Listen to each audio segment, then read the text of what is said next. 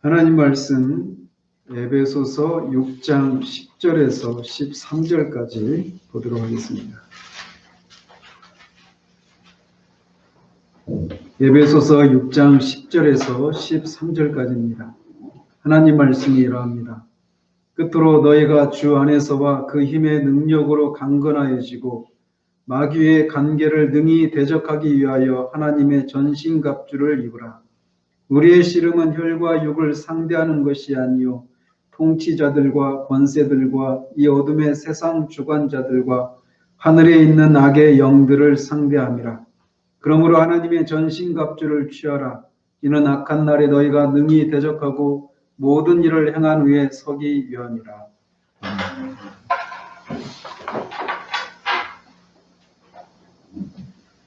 지난주에는 마귀가 우리의 지성과 관련해서 어떻게 우리를 속이는지에 대해서 우리가 살펴보았습니다. 오늘은 계속해서 마귀가 신자들의 각종 신앙 체험이라고 하는 영역에서 어떻게 속이는지에 대해서 살펴보도록 합니다. 솔직히 지난주에 살핀 내용과 오늘 살피려고 하는 내용을 엄밀하게 구분하기는 쉽지 않습니다. 그러나 한 가지 분명한 것은 신자가 진리에 대해서 잘못된 이해를 가지고 있으면 체험의 영역에서도 많은 혼란에 빠지고 속기 쉽다라고 하는 것입니다. 따라서 진리를 아는 지식과 이 체험의 신앙의 체험은 매우 밀접한 관계를 가지고 있어요. 그래서 그거를 막 날카롭게 두 지식과 체험을 날카롭게 나누는 것이 쉽지 않단 말이죠. 실제로 제가 많은 사람을 만나지는 않았지만 여러 사람들을 만나본 중에 체험의 영역에서 혼란을 겪고 있는 사람들은 대부분 기독교 진리에 있어서도 잘못된 이해를 가지고 있는 경우들이 많았습니다. 그렇기 때문에 그 사람의 문제가 어떤 지성의 영역에서 오는 것인지 아니면 체험의 영역에서 오는지를 날카롭게 구분하기는 쉽지 않습니다. 또한 체험의 영역에서 일어나는 마귀의 공격이나 속임수를 구분하기가 어려운 또 다른 까닭이 있다면 신앙체험은 기독교의 진리를 아는 지식과 달리 주관적인 영역에서 벌어지는 일이기 때문에 그렇습니다. 기독교의 진리를 아는 지식, 이 지성과 관련된 것들은 우리 밖에 어떤 객관적인 것과 관련된 것이라고 할 수 있습니다. 그렇지만 신앙체험은 주관적인 영역에서 경험하는 것이에요. 따라서 이 주관적인 신앙체험에 대해서 우리는 주관적인 개인적인 감정이 개입이 되기 마련입니다. 우리가 일반적으로도 우리와 직접적으로 상관이 없는 것들에 대해서는 대체적으로 객관적인 그런 어떤 자세를 취해서 그 상황들을 객관적으로 판단하기가 그래도 좀 용이합니다. 그렇지만 우리와 상관이 있는 어떤 사항들에 대해서 우리가 사항들을 판단할 때는 거기에 주관적인 어떤 감정이나 어떤 개인적인 사항들이 개입이 되기 때문에 그것을 객관적으로 판단하기가 쉽지 않은 그런 경우들이 많아요. 마찬가지로 이 신앙 체험이라고 하는 것도 역시 주관적인 그런 영역에 속한 것이기 때문에 자신이 경험한 그 신앙 체험에 대해서 이미 어떤 주관적인 감정이 개입이 되어 있단 말이에요. 그러다 보니까 이 신앙 체험이 진정한 신앙 체험인지 아닌지를 판단하는 것에 있어서 우리가 객관적인 그런 시각으로 그것을 분별하기가 쉽지가 않습니다. 뿐만 아니라 주관적인 체험의 경우에는 우리 자신이 경험한 것들이 옳다라고 하는 그런 방어적인 자세를 취하기 마련이에요. 그리고 내가 경험한 것들은 진짜다라고 하는 어떤 그것을 정당화시키려고 하는 그런 노력들이 있기 때문에 신앙 체험과 관련해서 진위 여부를 가르고 분별하는 것은 쉽지 않은 그런 상황이라는 거죠. 또 이 신앙 체험과 관련해서 우리가 어려움을 겪는 또 다른 이유가 있다면 마귀가 이 체험의 영역에서도 우리를 이쪽 극단에서 저쪽 극단으로 몰아가기 때문에 생기는 어려움이 있습니다. 뒤에서 좀 더 자세하게 살피겠지만 우리는 신앙 체험에 있어서 마귀의 속임수에 빠져서 소위 광신적인 신앙 형태에 대해서 경계심을 가지게 되면 이제는 정반대로 신앙의 체험이 전혀 없는 지극히 지성의 차원에서만 머무르는 신앙이나 아니면 온통 일 중심의 신앙으로 치우쳐서 결국엔 신앙에 있어서 아무런 기쁨이나 즐거움이 없는 그런 무감각한 모습으로 우리가 넘어가기 쉽단 말이죠. 물론 이런 모든 것의 배후에 마귀가 있는 것은 분명한 사실입니다. 마귀는 언제나 우리를 이쪽 극단에서 저쪽 극단으로 몰아가는 그런 전략을 취합니다. 그런 우리가 전인적인 신앙을 통해서 균형 잡힌 신앙생활을 통한 참된 기쁨과 행복을 누리지 못하도록 우리를 이쪽 극단과 저쪽 극단으로 옮겨가는 것을, 몰아가는 것을 통해 우리를 속인단 말이에요. 세상에서도 사람을 속이는 사기꾼들은 늘 있어 왔고 또 그들에게 속은 사람들도 여전히 있습니다. 그래서 그렇게 사기꾼들의 속은 그런 사람들의 이야기들을 듣고 사기꾼들을 조심해야 되겠구나라고 하는 경계심을 가지고 있음에도 불구하고 여전히 사기꾼이 있고 또 여전히 속는 사람이 있어요. 그런 것처럼 사탄이 신앙 체험의 영역에서 처음부터 우리를 계속해서 속여왔었고 그런 신뢰들의 소리가 들어서 이 신앙 체험에 있어서도 우리가 마귀에게 속아서는 안 되는구나 라고 하는 그런 경각심을 가지고 있음에도 불구하고 여전히 속는 일들이 있단 말이에요. 도포심에서 말씀을 드리면 신앙 체험에 있어서 마귀에게 속는 사람들이 제대로 된 신앙생활을 하지 않는 사람들이라고 우리가 쉽게 판단해서는 안 됩니다. 오히려 그들 중에 많은 사람들은 진짜 신앙 체험을 경험하기를 원하고 그것을 통해서 하나님과의 깊은 교제를 나누고 진짜 어떤 풍성한 신앙생활을 누리기를 원하는 사람들인 경우들이 많아요. 마귀는 이미 깊이 잠들어 있는 사람, 이미 넘어져 있는 사람을 건드리지 않습니다. 오히려 일어서려 하고 또 무엇인가 더 깊고 심오한 그런 신앙생활을 맛보려고 하는 그런 사람들을 속이고 넘어뜨리게 하는 것이지 이미 그런 상태에 있는 사람들은 건드리지 않아요. 그렇기 때문에 우리는 마귀가 우리를 속이는 어떤 이 수법하고는 나하고는 상관이 없다 이런 생각을 가져서는 안 됩니다. 따라서 우리는 신앙체험과 관련해서도 마귀가 얼마든지 우리를 속일 수 있다라고 하는 것을 알고 이 사실에 대해서 경계심을 늦추어서는 안 됩니다. 그런데 일반적으로 기독교의 신앙체험과 관련해서 크게 우리는 두 부류의 사람들로 구분할 수 있습니다. 한 부류는 체험 위주의 신앙에 치우쳐 있는 사람들이라고 할 수 있어요.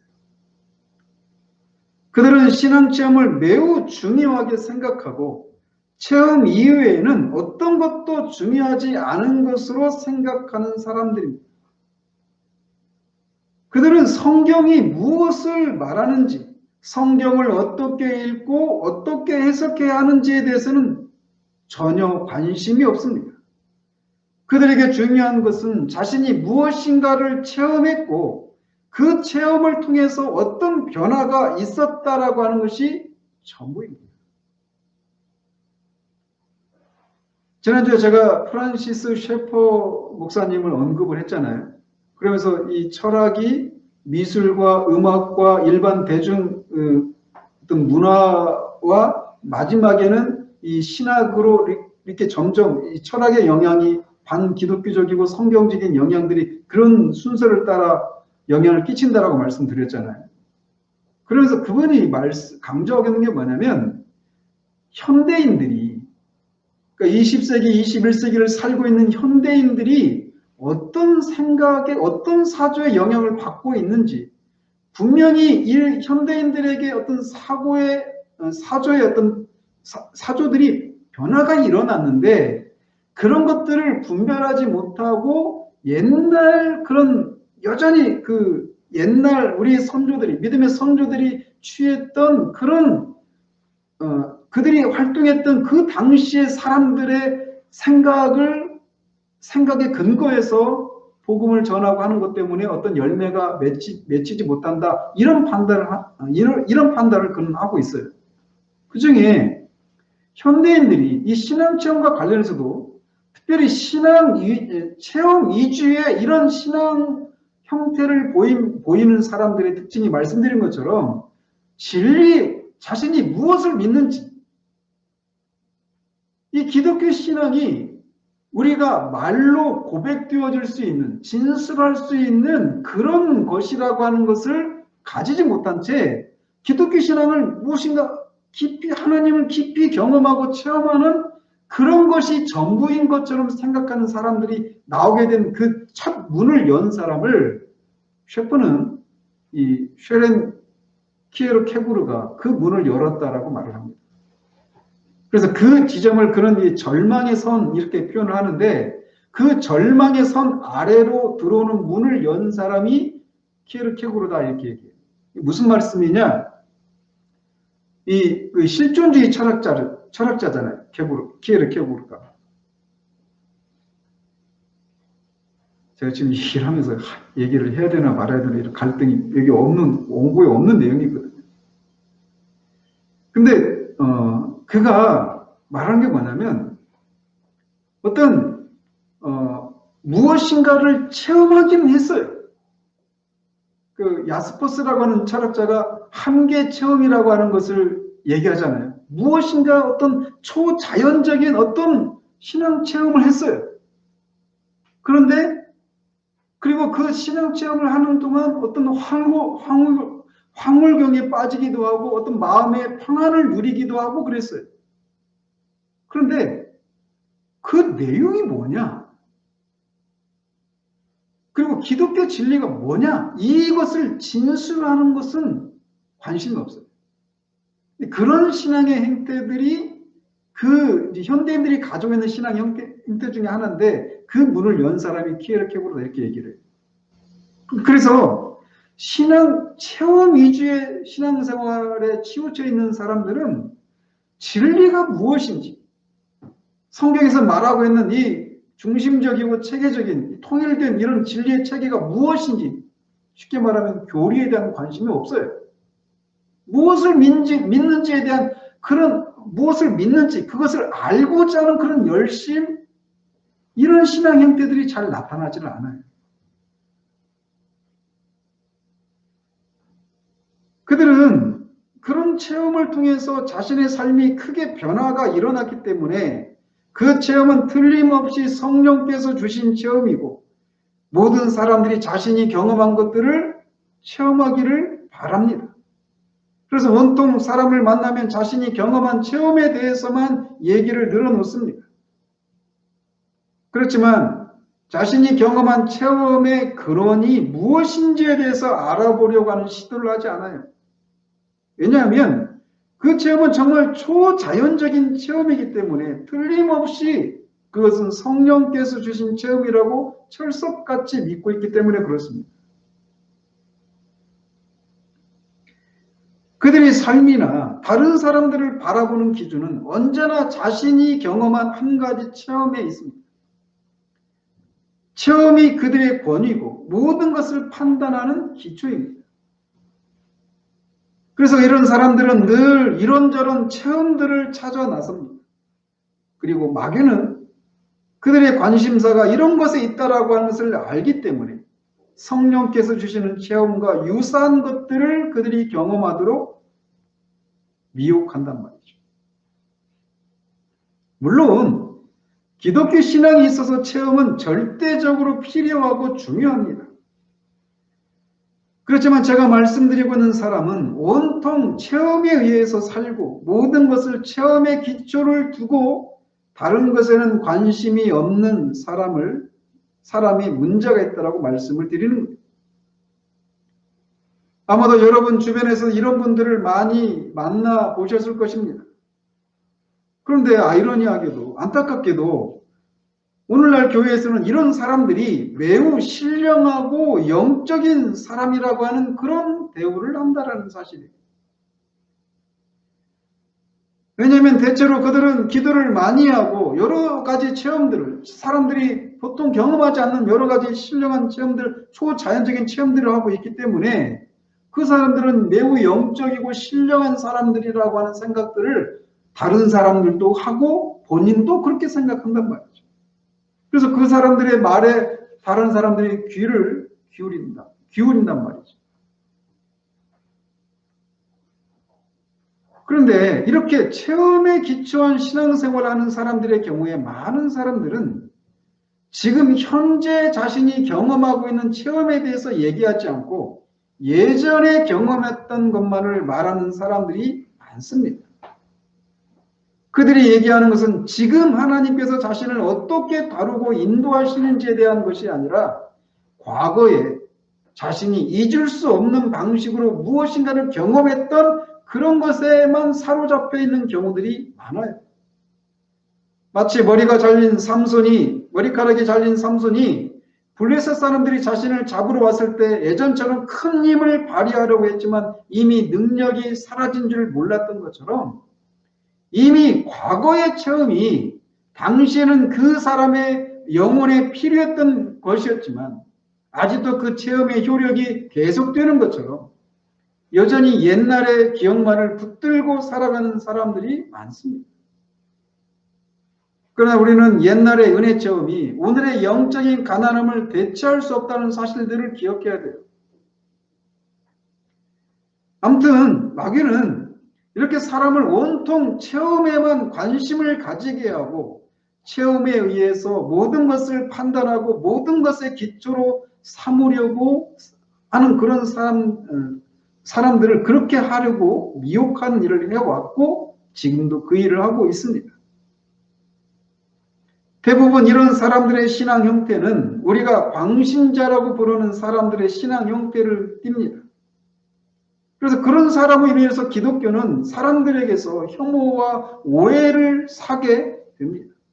가족이나 가까운 사람들에게 어려움을 끼치고 자신의 삶 역시 파괴적인 삶을 살아가는 경우들도 많아요. 그래서 비이성적인, 비합리적인, 전혀 상식적이지 않은 그런 행동과 판단하는 경우들이 많이 있습니다. 그러다가 보니까 이런 모습들에 대한 반발로 사람들이 정반대의 극단으로 치우치기도 합니다. 그리고 그 배후에는 마귀가 있으면 물론입니다.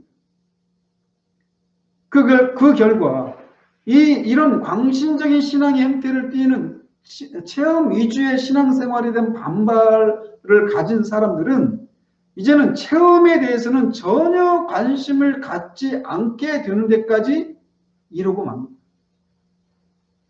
심지어 체험에 대해서 경멸하는 그런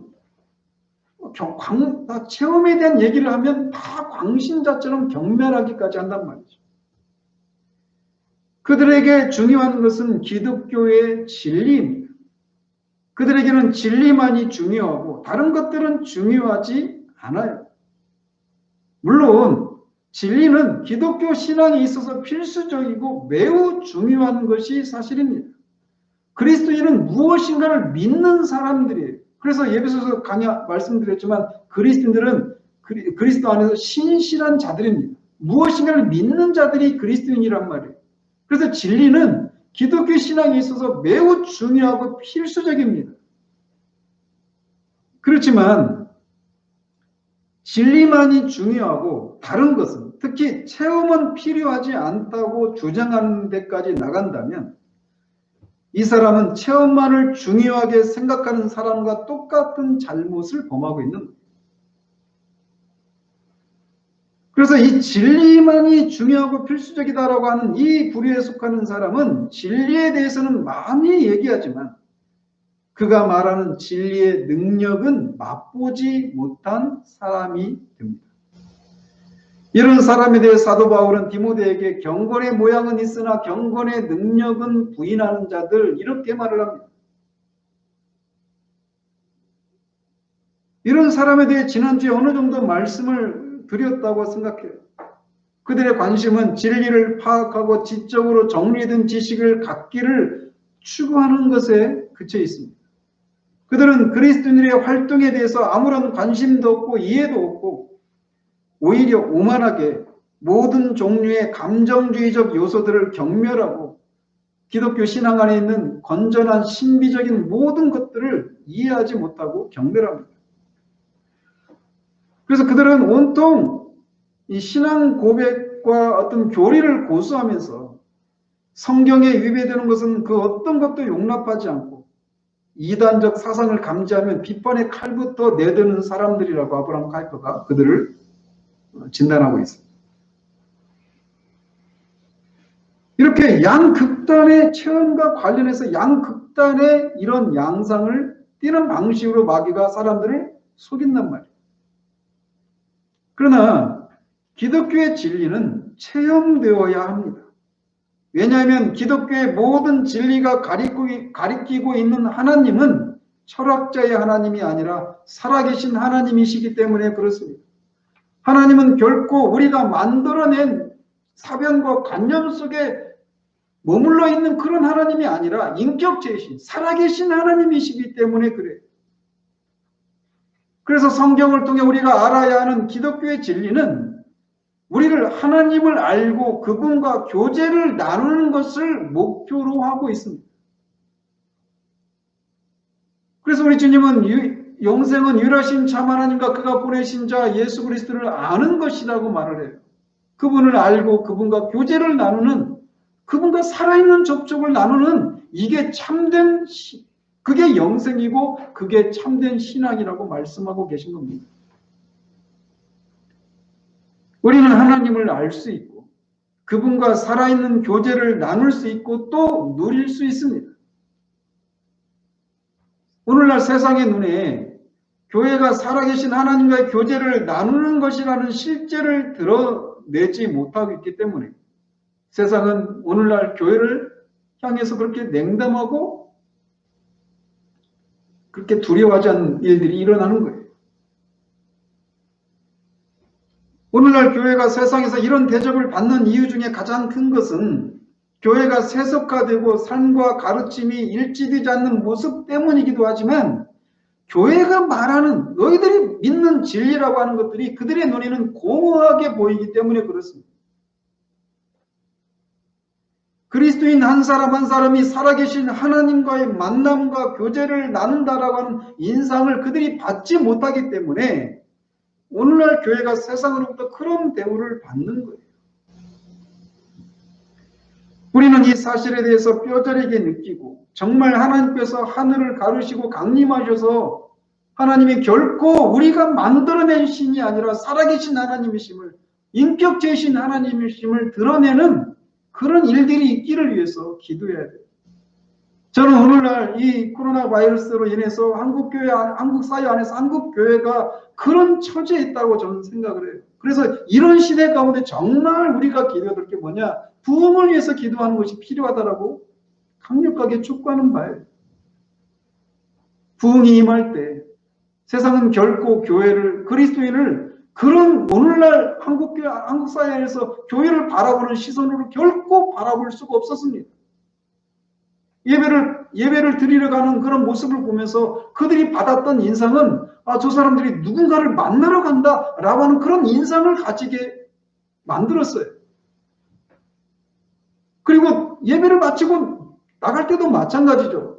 누군가를 만나고 왔구나 라고 하는 그런 인상을 세상이 볼 수 있는 방식으로 그렇게 신앙생활을 했단 말이에요. 우리가 이 사실들을 잊지 말아야 됩니다. 우리의 삶을 통해, 우리 교회들의 모습을 통해서 정말 세상이 아, 정말 하나님이 살아계시구나. 그분은 저 광신자 같은 비이성적인 것 같은 저 사람들이 만들어낸 신이 아니라 정말 살아계신 인격체신 하나님이시구나 라고 하는 것을 그들로 하여금 인식할 수 있는 방식의 신앙생활이 현재적으로 우리 가운데 있어야 된단 말이에요. 저는 지금 이 시대가 그런 것을 위해서 교회가 깨어서 기도하라고 하시는 때가 아닌가라고 하는 생각들을 떨칠 수가 없어요. 이처럼 그리스도인의 정체는 하나님을 체험해야 하는 것이어야 합니다. 그것은 단순히 지적인 깨달음이나 진리에 대한 이해를 가지는 것이 그리스도인의 정체의 전부가 아니에요. 단순히 어떤 기독교 진리에 대해서 지적인 깨달음이나 이해를 갖는 것은 마귀도 할 수 있는 일입니다. 마귀도 하나님이 한 분이신 줄 압니다. 그러나 그는 그 하나님을 경외하고 예배하거나 기뻐하지 않습니다. 기독교의 진리는 반드시 하나님 아버지와 그의 아들 예수 그리스도를 아는 것으로 이어져야 합니다. 만약 하나님과 그의 아들을 아는 대로 이어지지 않는 진리에 대한 깨달음, 이해는 아무런 가치가 없는 거예요. 왜냐하면 진리는 하나님을 가리키는 손가락이기 때문에 그래요. 마찬가지로 어떤 체험이라 하더라도 그 체험은 반드시 하나님 아버지와 예수 그리스도와 관계된 체험이어야 합니다. 단순히 어떤 체험을 통해서 내 마음이 뜨거워지고 눈물을 흘리고 삶이 변화되었다라고 하는 것으로는 충분하지 않습니다. 아니, 삶이 변화되었는데도 충분하지 않아요? 네, 그렇습니다. 왜냐하면 이단이나 사교 집단에서 경험하는 어떤 신앙 체험을 통해서도 삶의 변화가 얼마든지 있을 수 있습니다. 그래서 그런 일들이 실제로 있기 때문에 이단이나 사교에 빠지는 거예요. 그들이 세뇌되었기 때문만이 아니에요. 분명히 무엇인가 그들이 떨칠 수 없는 무엇인가를 체험하는 것이 있기 때문에 그렇습니다. 심지어 병이 고쳐지기도 하고 여러 가지 기도 응답이 있을 수도 있어요. 어떤 환상을 경험할 수도 있습니다. 어떤 이적들을 경험할 수도 있어요. 그러나 그 모든 체험이 하나님과 예수 그리스도와 관계된 것이 아니라면 그 체험은 우리가 의심해 봐야 하는 거예요.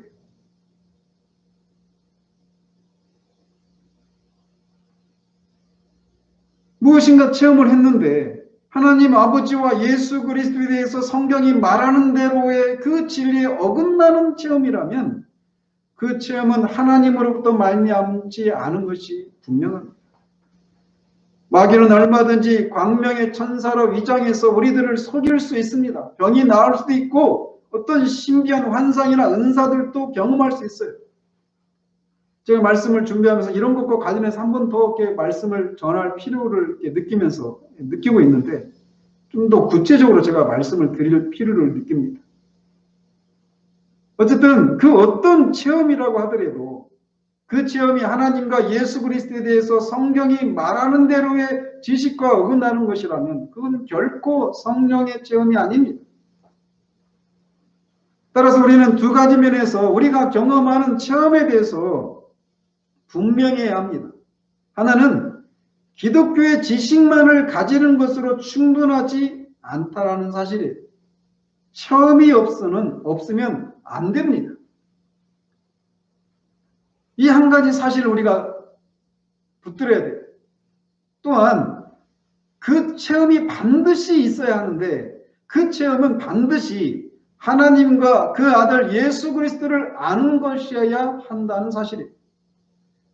체험을 했다고 말하면서도 성령 체험을 했다고 말하면서도 하나님을 경외하지도 않고 그분을 신뢰하지도 않는다. 또 체험을 했다고 말하면서도 예수 그리스도의 대속의 죽으심은 중요한 부분이 아닌 것처럼 생각하거나 그것을 믿지 않는다라면 그 체험은 진정한 체험이 아닙니다. 그 체험이 부인할 수 없도록 분명히 병이 낫고 어떤 놀라운 그런 초자연적인 경험이었다 하더라도 이런 결과로 이어지지 않는다면 그 체험은 우리가 기각해야 돼요. 체험과 관련해서 우리가 살펴야 할 부분이 있다면 그것은 감정의 문제입니다. 신앙 체험에 있어서 감정의 요소는 체험과 감정은 불과 분리의 관계를 가지고 있습니다. 뗄래야 뗄 수가 없어요. 즉 우리가 무엇인가를 체험했는데 감정에 있어서 아무런 느낌이나 변화가 없을 수가 없습니다. 그래서 체험의 문제를 살피면 반드시 감정의 문제에 대해서 살펴야 합니다. 신앙에 있어서 경험하게 되는 신앙의 감정의 문제에 대해서는 조나단 에드워즈의 신앙 감정론처럼 심도 있는 책이 없습니다. 나중에 기회가 되면 그 책에서 다루는 내용들을 다룰 필요가 있는데 어쨌든 개인적으로도 반드시 여러분들이 읽어야 할 책 중 하나가 그 책이에요. 어쨌든 우리가 신앙생활을 하는 중에 어떤 신앙 체험을 할 수 있는데 신앙 체험에는 반드시 감정의 요소가 동반된다는 사실입니다. 그렇지만 모든 감정이 올바른 신앙 체험의 결과라고 생각할 수 없는 경우들이 있단 말이에요. 왜냐하면 거기에도 마귀가 우리를 속이는 일들이 발생하기 때문에 그렇습니다. 체험에는 모든 영적인 교제와 이에 따른 감정의 요소들이 포함됩니다. 따라서 체험과 감정의 관계는 체험이 감정의 요소보다 좀 더 큰 범주에 속한다라고 말할 수 있어요. 그래서 이 신앙 체험의 문제를 다룰 때는 감정의 문제도 다뤄야 되는데 이 감정의 영역에서도 마귀는 신자를 두 가지 극단으로 몰아가는 것을 통해 신자들을 속입니다. 그래서 첫 번째로는 감정을 너무나 중요하게 생각하고 온통 감정에 의해서 신앙 체험의 진위 여부를 판단하려고 하는 그런 극단이 있습니다. 그러나 또 다른 극단은 이에 대한 반동으로 모든 감정의 요소를 경멸하고 부인하는 방법이 있습니다. 먼저 감정의 중요성을 너무나 강조하는 사람들은 감정 이외의 요소들에 대해서는 중요하게 생각하지 않고 온통 감정에 어떤 터치가 있었는가에 대해서만 관심을 갖습니다.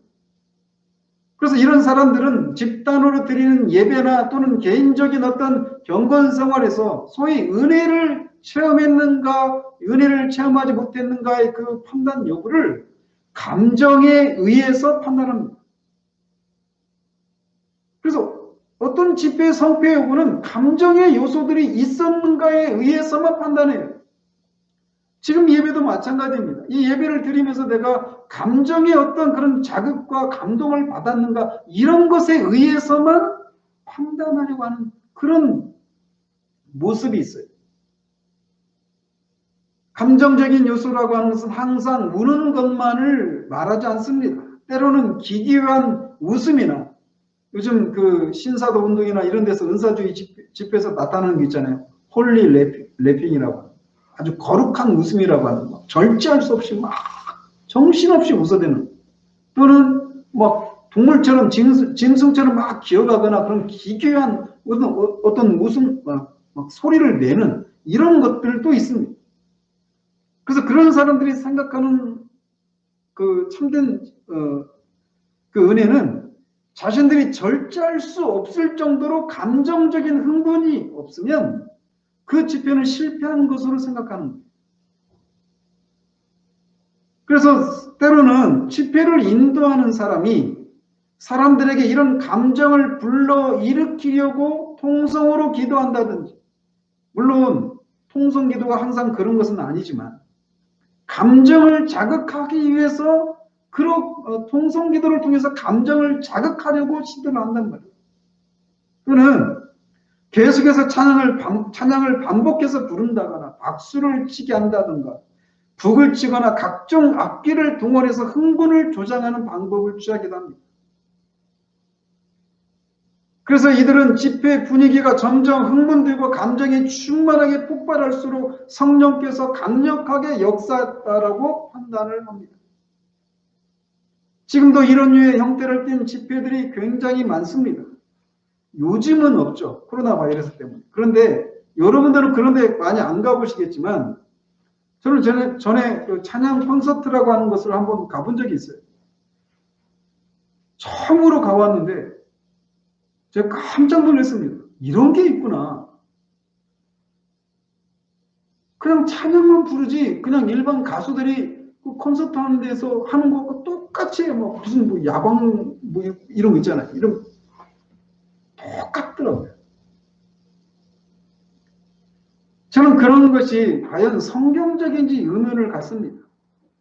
찬양이라고 하는 것이 예배에 있어서 반드시 있어야 하는 절대적인 필수적인 요소이지만 찬양만을 위해서 지표를 따로 갖는 것이 과연 성경적인지에 대해서는 저는 회의적입니다.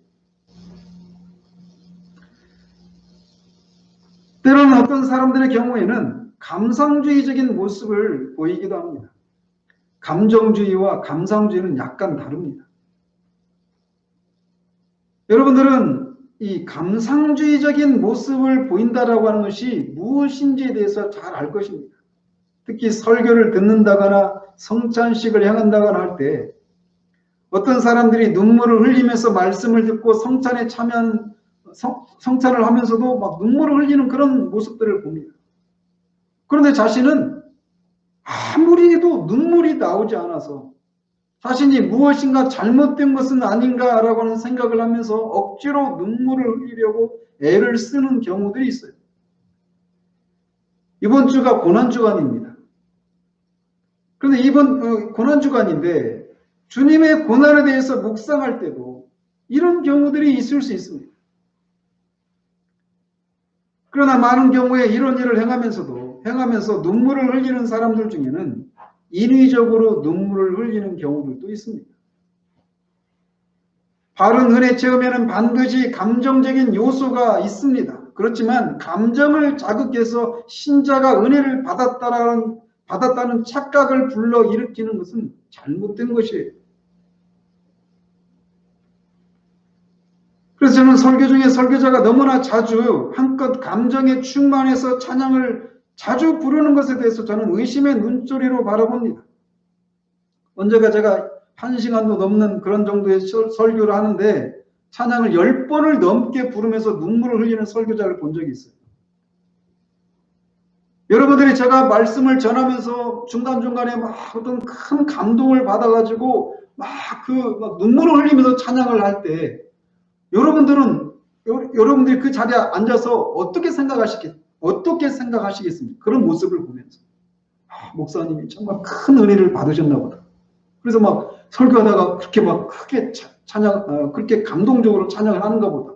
눈물까지 흘리잖아. 근데 여러분들은 그런 모습을 보면서도 아무런 마음의 감동도 없고 눈물도 안 나오고 이런 자신들의 모습을 보면서 어떤 생각을 하시겠어요?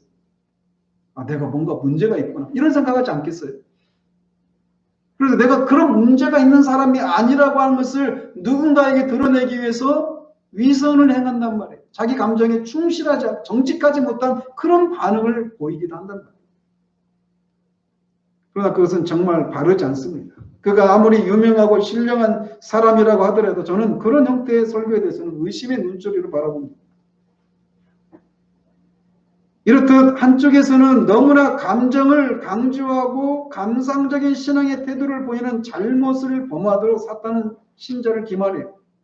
그렇지만 마귀는 또 다른 극단으로 사람을 몰아가기도 한단 말이죠. 그래서 감정을 악하고 천한 것으로 경멸하는 태도를 보이도록 하는 그런 방식으로 사람들을 속입니다. 그래서 그들은 중요한 것은 이렇게 감정의 요소를 경멸하는 이런 중요하게 생각하지 않는 사람들은 그들에게 중요한 것은 우리가 진리를 믿는 것이지 우리가 믿는다고 고백하는 진리에 대해 우리의 감정이 어떠한가는 중요하지 않다고 주장합니다. 20세기 초반에 산데만이라고 하는 사람이 있었어요. 그가 강조한 것이 바로 이것이었습니다. 그래서 그의 가르침, 그의 이름을 따라서 이런 것을 산데마니즘이라고 하는데 그 가르침 핵심이 뭐냐면 신앙에 있어서 감정은 전혀 중요하지 않다는 것입니다. 오히려 이런 감정의 요소들 때문에 사람들이 불행을 초래하게 된다고 그는 가르쳤습니다. 그가 그런 주장을 한 근거 구절은 로마서 10장 8절에서 10절에 있는 말씀이에요. 사람이 마음으로 귀로 믿고 입으로 시인하여 구원에 이른다라고 하는 그 구절이죠.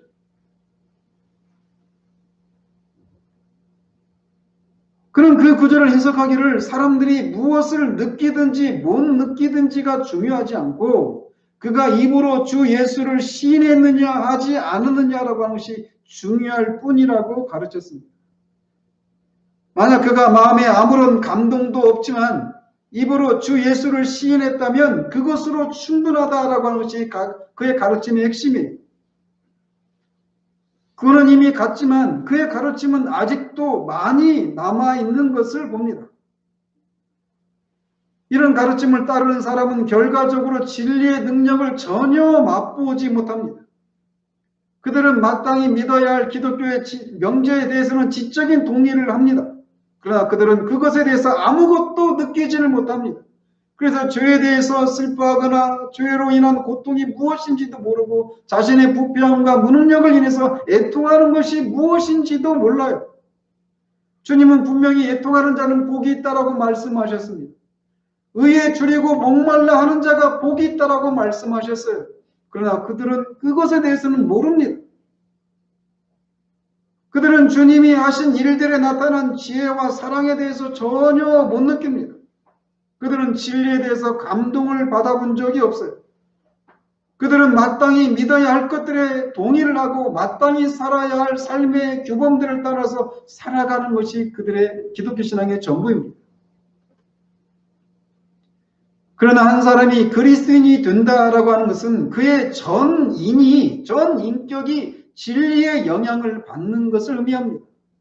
그의 이성과 감정과 의지 모든 영역이 진리에 의해서 영향을 받는 거예요. 그래서 순전히 지적이기만 한 것도 아니고 순전히 감정적이기만 한 것도 아니고 순전히 의지와 관련된 활동과만 관련된 것이 아니란 말이에요. 이 모든 것이 통합을 이루어서 나타나는 것이 한 사람이 정말 그리스도인 되었다라고 하는 건전한 표지가 되는 겁니다. 따라서 한 사람이 기독교 진리를 깨닫고 아무것도 느끼지 못한다라고 하는 것은 있을 수가 없습니다.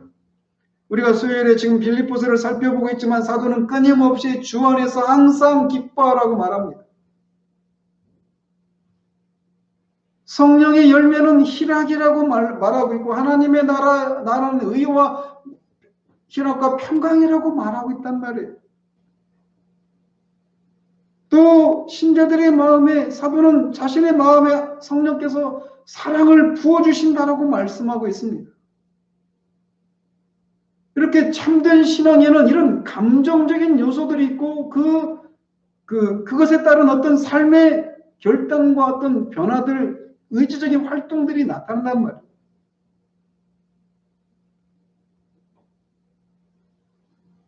물론 정도의 차이는 있지만 참된 신앙 체험에는 감정의 요소가 반드시 동반됩니다.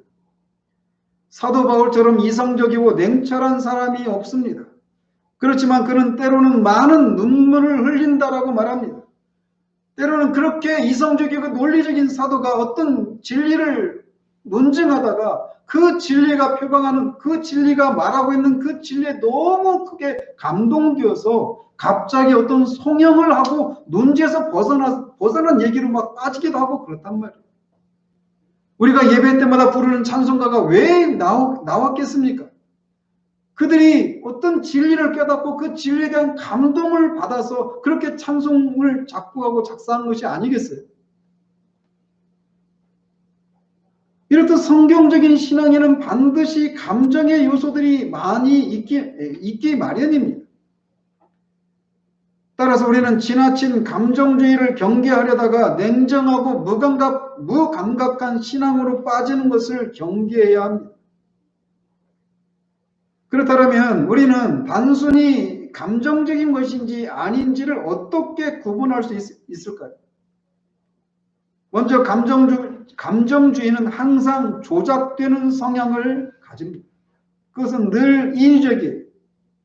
또 감정주의는 늘 진리에 대한 확신이 부족하다고 하는 특징을 드러냅니다. 무엇인가를 느끼기는 하지만 무엇에 대한 반응으로 슬픈지 기쁜지에 대해서 분명하지가 않아요. 늘 울지만 진리에 대한 깨달음이 부족한 경향을 보이고 관심조차 가지지 않는 그런 특징들을 드러냅니다. 또 세 번째로 감정주의는 감정의 노출이 심하다라고 하는 특징을 드러냅니다. 또 지나친 감정주의는 우리의 힘을 빼앗아가고 우리를 지치게 만듭니다. 마치 술에 취한 사람이 흥분해서 큰 소리로 외치고 크게 떠들고 웃고 눈물을 쏟아내는 어떤 감정적인 행동들을 하지만 술이 깨고 나면 머리가 아프고 몸이 지치는 것과 같은 양상을 보여요. 그래서 감정주의는 우리를 지치게 만듭니다. 마지막으로 감정주의는 궁극적으로 우리의 삶에 긍정적인 영향을 주지 못한다라고 하는 특징을 드러냅니다. 앞에서 제가 감정주의와 감상주의는 약간 다르다라고 말씀을 드렸는데, 감상주의와 감정주의의 차이에 대해서 로이 존스는 이렇게 비유를 해요. 감정주의는 누더기 옷에 비유한다라면 감상주의는 나들이 옷에 비유할 수 있다, 이렇게 말을 합니다. 그래서 감상주의는 감정주의보다는 감정을 표현하는 정도가 심하거나 지나치지 않은 그런 특징을 보입니다. 그래서 어쨌든 여전히 이 감상주의도 성경적인 감정의 표출과는 다르다라고 그는 말해요. 그래서 감상주의는 감정주의를 표방하는 것처럼 소란스럽게 그 감정을 표출하지는 않지만, 그래서 매우 공손하고 조용한 태도로 그런 어떤 감정을 나타내는 그런 양상을 띈단 말이에요. 그렇지만 이런 감상주의 역시 성경의 진리를 깨달았을 때 오는 참된 감정과는 차이가 있습니다. 감상주의는 진리 그 자체에 대한 감동보다는 진리가 전달되는 형식에 마음을 기울인 결과 나타나는 양상입니다. 예를 들어서 설교를 듣다가 설교를 듣다가 특별히 어떤 감동적인 예화를 듣다가 무엇인가 느끼는 경우가 대표적이라고 할 수 있습니다. 저는 요즘 애들 말로 소위 짤이라고 하는 게 있잖아요. 짧은 동영상.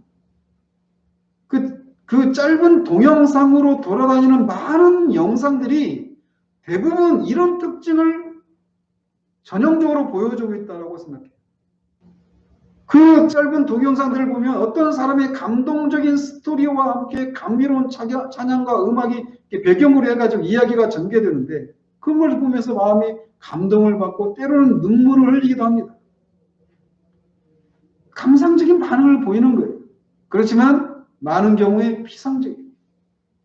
그런 것들은 잠시는 행복한 감정을 느끼게 해주지만 그때뿐이고 궁극적으로 삶에 영향을 미치지 못합니다. 그렇지만 진실한 감정은 인위적이지 않습니다. 진정한 감정은 사람이 만들어낼 수가 없어요.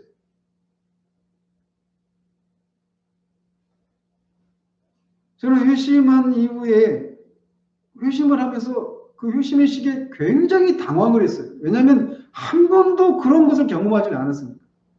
사람들이 많이 있는데, 예배하고 있는데 어떤 갑자기 콧물이 쏟아지는 것들이죠.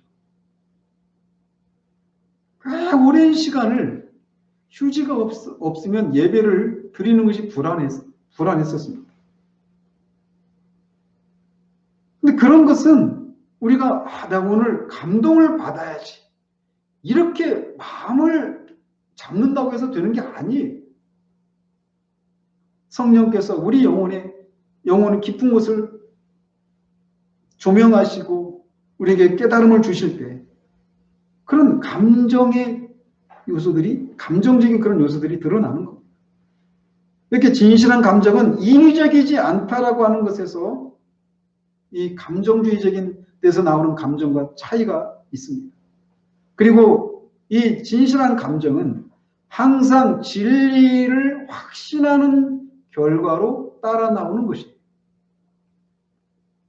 그러니까 울고 불고 하는데 왜 우는지, 왜 기쁜지 이것을 모른 채 그냥 울고불고 하는 이런 것은 아무런 의미가 없어요. 그러나 진정한 감정, 진리를 깨닫는 것에서 오는 확신, 거기에서 나오는 겁니다. 그리고 진실한 감정은 일종의 경외감과 심오함이 있습니다. 그 감정은 매우 깊고 고귀합니다. 겉표면만 찰랑거리는 그런 것이 아니라 우리 마음, 우리 존재 깊은 곳을 움직이고 영향을 끼치는 아주 깊고 심오한 거예요. 어떤 경이로움을 느끼게 만듭니다. 그리고 우리의 전 인격이 영향을 받고 삶의 변화로 인도됩니다. 은혜를 받았다라고 하는 것은 바로 이런 것이에요. 우리가 예배를 드릴 때도 우리가 진리를 깨닫고 그것에 대해서 우리의 감정이 반응하고 우리의 의지를 발휘해서 하나님의 뜻을 실천하는 데까지 인도하는 것이 참된 은혜 체험의 특징입니다. 우리가 예배할 때마다 기대해야 될 것이 바로 이런 거예요. 여러분들은 이 신앙 체험과 관련해서 또 체험과 관련해서 수반되는 감정의 이 문제에 있어서 지금도 여전히 성령께서 여러분을 이런 체험과 감정을 진리를 깨닫는 데서 오는 그런 진정한 그런 체험을 통한 감정이 여러분들에게 있습니까? 우리가 얼마나 피상적이고 또 얼마나 우리가 기계적인 방식으로 신앙생활을 하기 쉬운지 모릅니다. 언제 주님 앞에서 우리들의 무기력함과 무능력함과 부패함을 인해서 하나님 앞에서 정말 우리가 하나님을 기쁘시게 해드리지 못하는 것을 인해서 하나님 앞에서 마음을 펑펑 쏟아내며 우는 적이 언제였습니까? 또 그런 우리를 위해서 하나님이 여전히 참으시고 그런 우리를 여전히 받으시고 언제나 거기 계신 그 신실하신 하나님의 사랑 앞에 우리가 감격을 하면서 하나님 앞에 감사의 눈물을 흘린 적이 언제였습니까? 빌립보서를 우리가 살피고 있지만 진짜 사도에게 비교할 수 없는 아주 낮은 수준의 그런 고난을 우리가 고난이라고 하는 것을 겪고 있는데 그 속에서 사도가 말하는 그런 기쁨을, 그 평강을, 그런 자족함을 우리가 누리면서 살았던 적이 언제 있는지 묻고 싶어요. 이 질문은 저를 향해서도 스스로에게 묻는 겁니다. 우리는 이 문제를 이런 것이 없는 채 신앙생활하는 것에 대해서 신앙생활하는 것을 가볍게 생각해서는 안 됩니다. 우리가 뭔가 지금 병들어 있는 거예요. 잘못될 것에 대한 두려움 때문에 그것을 우리가 철저히 배제해서는 안 됩니다. 참된 신앙 체험에는 반드시 이런 진정한 감정의 요소들이 있어요. 그것이 우리 가운데 있기를, 그런 것이 있기를 소망하며 예배를 드려야 되고 또 성경을 읽고 연구하고 기도하고 개인적인 어떤 경건 생활을 해나가야 하는 거예요. 그런 것이 우리 가운데 있어서 정말 우리를 보는 사람들이 저 사람은 정말 어떤 관념과 사변에 사로잡혀 만들어낸 신을, 하나님을 믿는 사람이 아니라 진짜 살아계신 하나님을 믿고 그 하나님을 즐거워 기뻐하는 사람이구나라고 하는 그런 인상을 우리가 줄 수 있는 우리 개인 또 그런 교회가 되어지기를 우리 주님 이름으로 축원드립니다. 기도하겠습니다. 하나님 아버지, 마귀가 얼마나 신앙 체험과 또 체험에 동반되는 감정의 영역에 있어서 우리를 이렇게 저렇게 속이는지에 대해서 개괄적으로 우리가 살펴보았습니다. 이런 것을 통해 우리 안에서 잘못된 신앙 체험이나 또 잘못된 감정주의적인, 감상주의적인 그런 것이 없는지를 돌아봐야 할 뿐만 아니라 그런 것이 없어야 되는 것을 넘어서서 진짜 우리에게 마땅히 있어야 될 그런 진정한 은혜 체험과 감정의 요소들이 우리의 신앙생활 가운데 지금 현재적으로 있는지를 정직하게 돌아보는 우리들 될 수 있도록 도우시옵소서. 더 이상 애통해하지 않고 더 이상 기뻐하지 않는 그냥 옛날 처음 회심했을 때나 있었던 그런 까마득히 먼 얘기로만 우리에게 남아있는 건 아닌지 우리가 우리를 정직하게 돌아볼 수 있도록 주님 도우시기를 원합니다. 물론 우리는 믿음으로 살아가는 사람들입니다. 그러나 믿음으로 살아간다라고 하는 것이 이런 것이 아무런 감정의 진정한 은혜 체험과 거기에 수반되는 진정한 감정이라고 하는 것이 필요가 없다라고 하는 것을 말하는 것이 아닌 것을 우리가 기억하고 어디에서 우리가 그런 것들을 잃어버렸는지를 하나님 앞에 묻고 어떤 대가를 치르더라도 다시금 하나님 앞에 살아계신 하나님과 그런 살아있는 접촉과 교제를 나누는 진정한 그런 신앙을 누리는 우리 모두 될 수 있도록 우리를 붙들어 주시기를 소원합니다. 예수 그리스도 이름으로 기도합니다. 아멘.